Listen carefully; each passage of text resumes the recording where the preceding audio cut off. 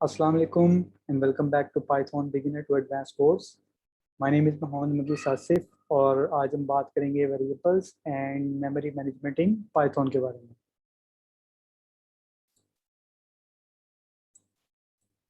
थोड़ा सा पुराने दौर में जाते हैं वेरिएबल्स को समझने के लिए।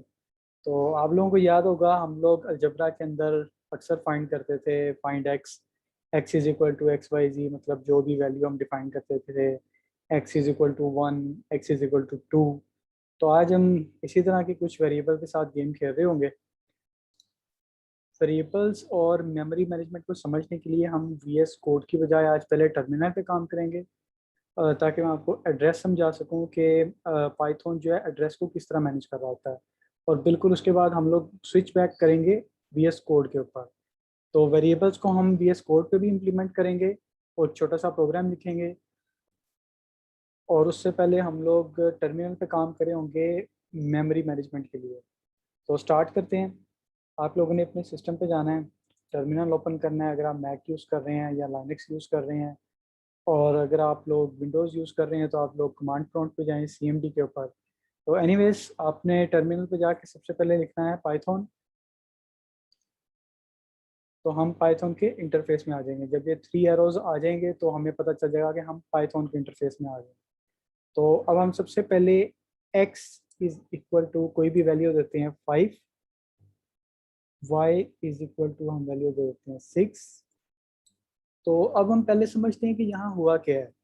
जब हम लोग x इज इक्वल टू 5 लिखते हैं तो हमें मेमोरी के अंदर एक कंटेनर मिलता है, जिस कंटेनर में हम वैल्यू पुट कर देते हैं 5, और उस कंटेनर का नाम हमने रख दिया है x।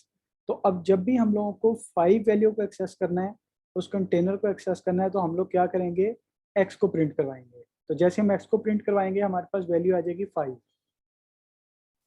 तो स्टार्ट करते हैं। हम पहले x की वैल्यू को प्रिंट करवाते हैं। हम लिखेंगे प्रिंट, और कोटेशंस नहीं लगाने क्योंकि हम स्ट्रिंग्स नहीं यहाँ पे मेंशन कर रहे।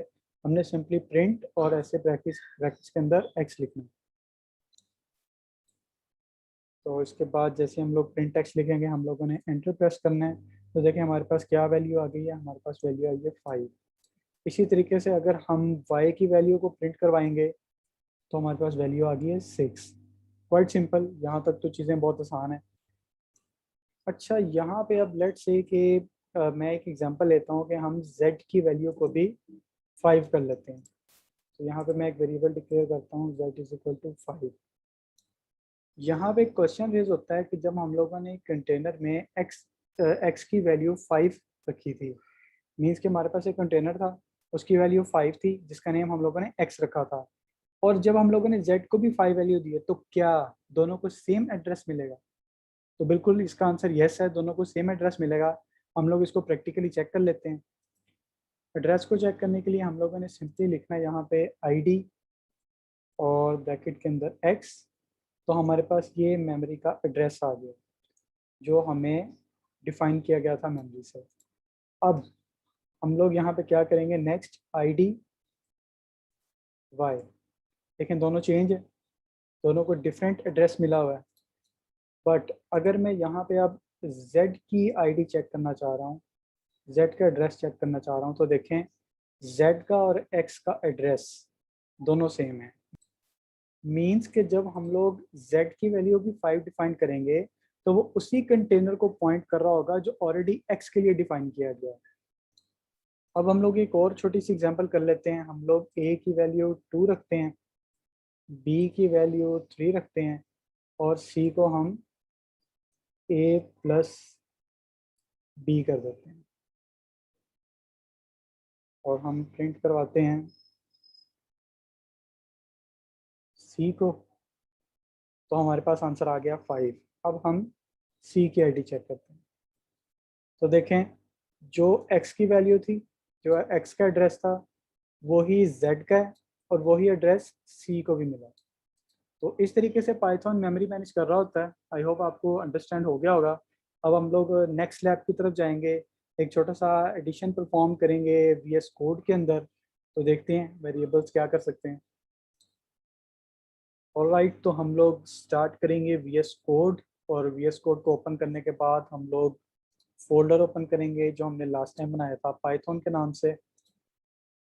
और जैसे ही ओपन होगा इसके बाद हम लोगों ने जैसे hello world डॉट पाई बनाया था, आज हम बनाएंगे वेरिएबल्स डॉट पाई। तो हम 2 वेरिएबल्स डिक्लेयर करते हैं, a is equal to 6, b is equal to 2, और हम कुछ एडिशंस परफॉर्म करते हैं, multiplication, division. c is equal to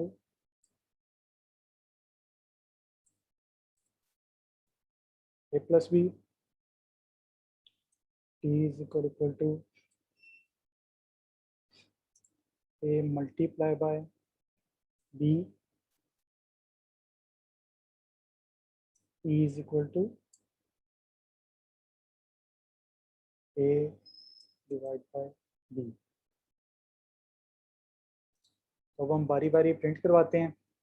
सबसे पहले हम प्रिंट करेंगे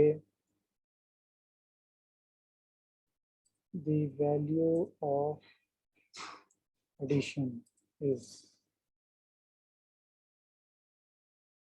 कॉमा, और यहाँ पर हम लिखेंगे c, एंटर। ठीक है, उसके बाद यही चीज़ हम लोग मल्टीप्लिकेशन के लिए प्रिंट कराएंगे और वही डिवीजन के लिए। और यहाँ पे हम लोग क्या करेंगे, c की बजाय मल्टीप्लिकेशन में हम लोगों ने d वेरिएबल में परफॉर्म किया था, और यही काम हम लोगों ने किया था e के अंदर। तो अब हम इस प्रोग्राम को रन करके देखेंगे। तो देखें हमारे पास डिफरेंट वैल्यूज़ आ गई हैं, एडिशन, मल्टीप्लिकेशन और डिवीजन की। तो इस तरीके से वेरिएबल्स और मेमोरी मैनेजमेंट में हम लोग काम कर रहे होते हैं। नेक्स्ट सेशन में इंशाल्लाह ताला हम लोग डाटा स्ट्रक्चर्स के ऊपर बात करेंगे। तो एक असाइनमेंट में छोटी सी आज पब्लिश करूँगा, वो असाइनमेंट्स आप लोग कीजिएगा, उससे वेरिएबल की प्रॉपर प्रैक्टिस हो जाएगी। तो see you in the next lecture, take care, अल्लाह हाफिज़।